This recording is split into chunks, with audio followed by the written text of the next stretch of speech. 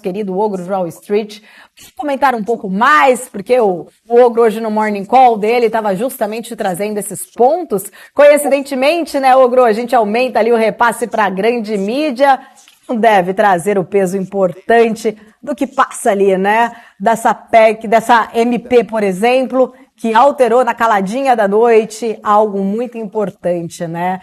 Difícil que a mídia também, né, trazer ali, né, a isenção, ganhando um pouquinho mais agora. Bom dia.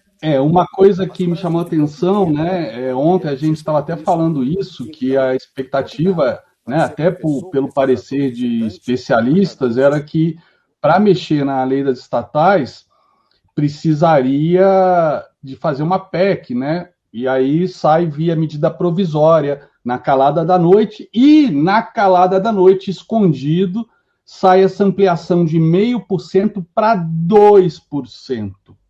2% gasto em publicidade e patrocínio, que eu imagino deve ser patrocínio, por exemplo, para bandas de axé music, né, ou bandas de MPB, enfim, que ficam em cima de carros alegóricos durante o carnaval, né, e pessoal amigo, né, pessoal camarada, né, como a gente sabe, que sempre passaram um pano para corrupção, etc. E até eu estava comentando isso no Morning Call e o pessoal falou assim, caramba, mas não tem ninguém da mídia falando isso, né? Ninguém sabia dessa novidade nessa lei, né? Aí eu falei, pois é, mas a mídia, né? A mídia, pelo menos a grande mídia, vai acusar isso, por quê? Se ela vai ser beneficiada. É claro que provavelmente dos 2% que vão ser pagos, né? Imagina, 2% da receita operacional bruta de uma Petrobras, de uma Caixa, de um Banco do Brasil, né? Indo para propaganda e patrocínio. Claro, vão dizer que estão patrocinando o time de vôlei, o time, né? Só que, enfim, de 0,5% para 2%, sei lá, metade disso vai ficar provavelmente nos caixas, né, do partidão. Mas mesmo assim, para a mídia, se ela ficar com 1% disso, já é o dobro que ela tinha antes. Então é festa para todo mundo, está todo mundo feliz. Agora, o que me chama mais a atenção, né, além disso, desse jogo rasteiro, do Lira ter jogado a votação para depois da votação no STF da constitucionalidade da PEC, né? Da PEC da transação. O que me chama a atenção, por exemplo, quando a gente fala do lado do mercado financeiro, né? O nosso lado, que a galera fica aí no chat aí, não se conforma da gente pensar com a cabeça, né, de mercado financeiro. E mercado financeiro saudável é fundamental para a gente ter desenvolvimento, geração de empregos, né? Aquilo tudo que o Lula falou que ele quer para o povo, né? Mas isso não se faz sem mercado financeiro. Então, é uma idiosincrasia, né? Ele agredir mercado financeiro, ele não entender, mas ele entende, ele sabe como é que funciona, as engrenagens. Mas, enfim, o que me chama mais atenção, e a gente está vendo já no Ibovespa de hoje, é o seguinte, de tudo que o Lula falou que ele ia fazer, e que a grande imprensa dizia, a Faria Lima dizia, os banqueiros e economistas famosos diziam que era só um discurso para a esquerda e gostavam de fazer associação a 2002, né? Que ele tinha um discurso e depois botou Meirelles, né? Meirelles até, sei lá, 3, 4, 5 dias atrás, a pessoa ainda achava que ele ia aparecer do nada, ele ia ser o ministro, né? Enfim, de tudo que o Lula falou durante a campanha, inclusive entre o primeiro e o segundo turno, que todo mundo dizia, não, isso é um aceno para a esquerda, né? Porque, mal ou bem, ele já tem os votos da classe média que não vai votar no Bolsonaro, tem que pegar aqueles indecisos, né? Quem vai votar no Bolsonaro não vai votar nele em hipótese alguma, então ele teve que ir para um discurso meio de esquerda, mas tinha lá o Alckmin dando aquele apoio, né, na classe média, na Faria Lima, enfim, tentando passar uma imagem de dobradinha, como ele fez no primeiro mandato. Mas falou cobras e lagartos que ia fazer, ninguém levou a sério. quando você vê Mercadante no BNDES, a mudança da lei das estatais, assim, de supetão, mudando a quarentena de 36 meses para um único mês. Olha só, não é de 36 para um ano, né? De 36 para 12. É 36 para 1. 36 para 1. Né? Tudo isso na calada da noite. Caiu a ficha hoje de manhã e, por algum motivo, sei lá, eu estava com insônia, acordei 3h30 da manhã hoje, estou desde 3h30 de pé. Por um motivo, tudo que ele falou que ele ia fazer, ele está fazendo. Ou seja, a gente pode chamar de ladrão. Não, não podemos. O futuro ministro da Justiça disse que não pode chamar de ladrão, senão é da prisão.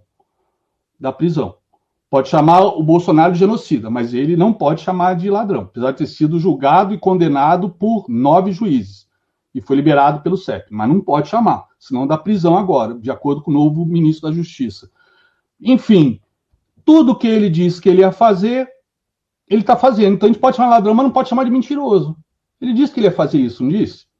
Faria Lima, os economistas, os banqueiros que acharam que ele estava blefando, que era só para aglutinar a esquerda e voltar ao poder, mas que depois ele ia fazer tudo diferente, pela biografia dele, fazer um grande mandato.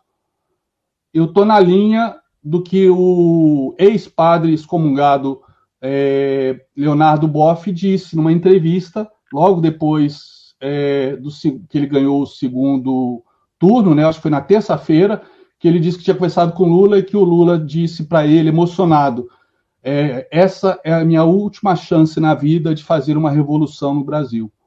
Eu acho que é isso que a gente está vendo. Eu acho que está caindo a ficha do grande capital ou do capital de motel, dos gringos, enfim, está começando a cair a ficha agora. Então, a única coisa que a gente pode dizer para Faria Lima, para quem apoiou, para os economistas, né, liberais de Chicago, enfim, né, como Armínio Fraga, a única coisa que a gente pode dizer para toda essa galera agora é faz o L. Né? Faz o L. Uhum. Pelo menos, se eles forem competentes, vão saber ganhar dinheiro em qualquer cenário, né? Mas a população mais pobre que vai ser a mais afetada, né? Porque uma inflação que saia do controle pode levar uma década para ser domada. E aí não adianta dar Bolsa Família de R$1.000. Não adianta. Então, eu acho que com a Haddad sendo confirmado e logo na sequência o Mercadante, ele deixou a mensagem muito clara do mercado financeiro. Vocês se fu. Ou seja, faz o F, não o L. Né? Porque tudo que ele disse que ia fazer, ele está fazendo. É isso aí. Isso que a gente nem viu Petrobras ainda, né? Exatamente. Eu desculpa até meu mau humor, no Morning Call, uma hora eu estava assim, eu falando, eu já ficava com raiva, meu sangue já fervia, porque eu tenho 55 anos, eu já acredito mais no futuro do Brasil, entendeu? Mas meus filhos... Nada é tão ruim que não possa piorar, André. Nada é tão ruim que não possa piorar. Muito bom também esse ponto que a Isa ia falar aí de Petrobras, viu, Isa? Porque também teve uma fala ontem sobre as privatizações, né? Então, havia uma expectativa que era o Jean Paul, porém, no final de semana surgiu a possibilidade do próprio Mercadante. Estava ali entre Mercadante na Petrobras e BNDES. Agora ficou confirmado. Vamos aguardar a Petrobras. Anteontem ainda tinha esperança, né? Porque depois que começou o zoom, que ele é BNDES, aí teve conversa dele com o presidente da Febraban, etc., dele dizendo, né, que não ia fazer as loucuras que ele fez junto com a Dilma, com o Nelson Barbosa, né, já que ele era um dos pais da nova matriz econômica que levou o Brasil à maior recessão da sua história. E o BNDES é fundamental foi fundamental nessa engrenagem. Aí ele está de volta à cena do crime, né? Enfim, eu não sei mais se essas coisas, se a liberdade de expressão acabou ou não acabou. Eu fico até começar a ficar com medo das coisas que eu falo, né? Porque as coisas estão ficando esquisitas, né? O Lula já falou que no dia 1º de janeiro vai mandar os novos comandantes militares tirar a galera que está aí há 45 dias nas frentes dos quartéis de uma maneira ordeira, vai mandar tirar. Mas quando o MST, por exemplo, estava comentando hoje, no Morning Call, eu estou aqui em São Carlos há 5 anos, mas eu frequento a cidade desde que conheci minha esposa, tem 22 anos. Tem um acampamento do MST numa fazenda no caminho do Broa, há 22 anos pelo menos. Eu passo lá e eu vejo. 22 anos. Ninguém tirou os caras. Agora, os manifestantes pacíficos, porque óbvio que o que aconteceu anteontem foi coisa de black bloc, é óbvio, foi plantado aquilo, é óbvio. Engraçado que ninguém prendeu, né? Para investigar. Ninguém prendeu, exato. Em flagrante ali, fácil, né? Poderia ser pego, investigado. Não, e aí agora deixaram tudo assim, né, pronto para uma radicalização do judiciário, né, e das Forças Armadas. Eu não sei se as Forças Armadas têm melancia, não tem melancia, se é tudo que eu ia, não sei o que eles vão fazer, enfim. Tá aí, o plano de governo tá aí escancarado do que vai ser feito, o mercado financeiro tomando sermão todo dia, tomando esporro todo dia, né, mandando um recado mal criado todo dia para o mercado financeiro. O mercado financeiro vai reagir como? Eu sei que sem dinheiro não tem investimentos. E não adianta o governo imprimir, né? O próprio John Maynard Keynes, né, o desenvolvimentista aí preferido por 9 entre cada 10 esquerdistas, dizia que investimento bom é o que vem da iniciativa privada, não é do setor público. O setor público só consegue dinheiro de 2 maneiras: impostos, aumento do PIB, ou imprimindo dinheiro. Só que imprimindo dinheiro gera inflação. Impostos, já temos uma das maiores cargas tributárias do mundo, vai penalizar mais ainda, né? E investimentos privados, com esse cenário, né, de revogaço, 23 páginas de revogaço que o Mercadante já anunciou ontem, do governo anterior. O que tem nessas 23 páginas? Não são 23 leis ou 23 medidas provisórias, são 23 páginas. O que tem nessas 23 páginas? Se começar, de repente, também ter quebra de contrato, mudanças de, exatamente isso que eu queria perguntar para você. E mudança de contrato, porque teve um avanço importante ali na privatização da Eletrobras. Ontem Lula disse que vai, com todas as letras, que realmente vai acabar com todas as privatizações do país. Ele falou que já privatizaram quase tudo, vai acabar. Como é que deve ficar as empresas como Petrobras, Banco do Brasil? Você acredita que será um processo fácil de revogar a Eletrobras, a privatização da Eletrobras, caso ele realmente faça isso? Ele já tinha sinalizado isso na campanha, inclusive. Com 168 bilhões, né, que foi aprovado no Senado, foi 145 mais 23 bilhões de receita ordinária. Com 168 e os financiamentos bilhões, não estão incluídos nessa conta. Os financiamentos que você fizer de fora não ficam dentro dessa conta. Ou seja, pode chegar a 1 trilhão. Mas com toda essa grana, você acha que ele não consegue aprovar o que ele quiser? Com esses 2% agora que vem da receita operacional bruta de estatais e economias mistas, né, com Petrobras, você acha que ele não consegue aprovar o que ele quiser, com quem ele quiser? Eu estou realmente extremamente pessimista. Para mim comprar dólar, vender bolsa. Ontem o IG Bank falou que prevê dólar 5,70 em 3 meses, 5,85 em 6, R$6 em 1 ano. Eu acho que vai acontecer antes disso. Nem o Hexa, pelo menos, ali, né? Então, para piorar, a Argentina ainda mete 3-0 na Croácia. É para esfregar na nossa cara o quanto a gente tá mal das pernas, né? É brincadeira. Ontem foi um dia triste. André. Com certeza. Estamos os 3 aqui, ó. Os 3 de preto aqui hoje, de luto aqui, por sinal, né? Só isso. André, eu quero agradecer. Só tá zangado com a gente, mas a gente Sabe? Realista, a gente, né? na verdade, pé no chão. O mercado não é malvadão, o mercado é pragmático, o mercado é um termômetro, como você falou. Eu estava te ouvindo, acabei de chegar em casa para levar minha filha no cabeleireiro para fazer luzes, e estava te ouvindo, aí eu cheguei aqui na garagem, a Bruna me ligou para eu entrar ao vivo, e aí estava te ouvindo, eu vi que você falou do termômetro, né? Foi o termo que eu usei ontem. O Ibovespa é um termômetro. Não adianta bater no mensageiro. A mensagem está clara, é um termômetro, e é um termômetro imparcial. Né? E ontem eu assisti a entrevista da Paola, logo depois que eu saí do ar, que eu adoro, acho ela sensacional. Ela é ótima. Ela falando dessa questão de uma coisa é risco, outra coisa é incerteza. Risco você precifica, incerteza não.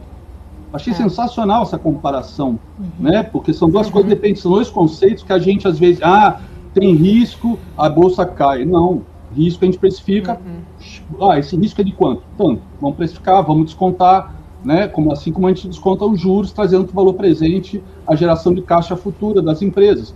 Agora, incerteza, já dizia o grande trader, aí não vou entrar no mérito de outras qualidades dele, o grande trader Najinarras, né, famoso por ter quebrado a Bolsa do Rio de Janeiro e ter 10% da Vale da Petrobras nessa época em ações, e fazia aquele jogo lá com opções, ele já dizia,